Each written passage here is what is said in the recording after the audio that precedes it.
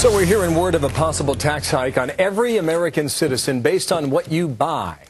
Candidate Obama said there was no chance of increasing taxes on the middle class. Then a senator, October 2008. Remember this? No matter what Senator McCain may claim, here are the facts. If you make less than $250,000 a year, under my plan, you will not see your taxes increase by a single dime. Not your income tax, not your payroll tax, not your capital gains tax, no tax. The last thing we should do in this economy is raise taxes on the middle class. It won't happen under an Obama administration. Take that to the bank. So that was a year and a half ago. Now we hear from one of President Obama's most senior economic advisors saying that we should consider a VAT. That's a value-added tax, basically an extra sales tax on everything sold in America. What about that? Nina Easton, Washington Bureau Chief for Fortune Magazine and a Fox News contributor. Nina, welcome back. Good morning to you. Great to be here, Bill. And David Rehr is business management and politics professor at George Washington University. David, how are you? And good morning to you. Very good. Welcome to our program.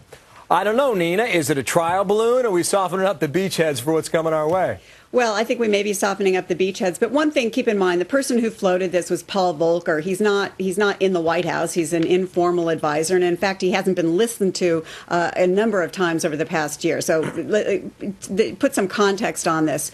But that said, the fact that we are facing these huge deficits and the fact that we're facing an entitlement crisis coming down the pike suggests you are hearing more and more and more people talk about a VAT tax.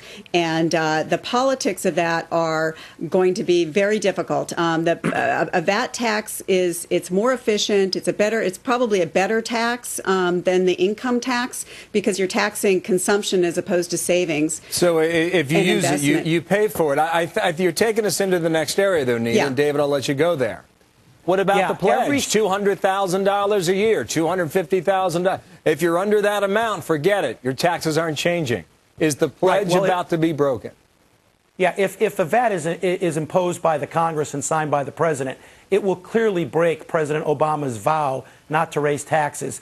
A VAT disproportionately hurts low and middle income people because it's not only a sales tax on the end of purchase, it's a sales tax at every step of the production process.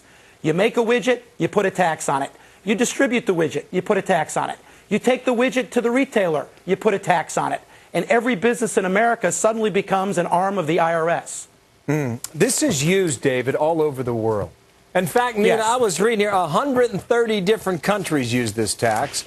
Just for an example, 5% in Japan. Hungary's at 25%. I think Germany's around 17, 18, 19%. Why in the world is this thing so popular? Bill, the big question is how you impose a VAT tax. Do you take the VAT tax and you replace the income tax? That's one thing. And yes, it is a more regressive tax than the income tax, but at least you could very well lower rates.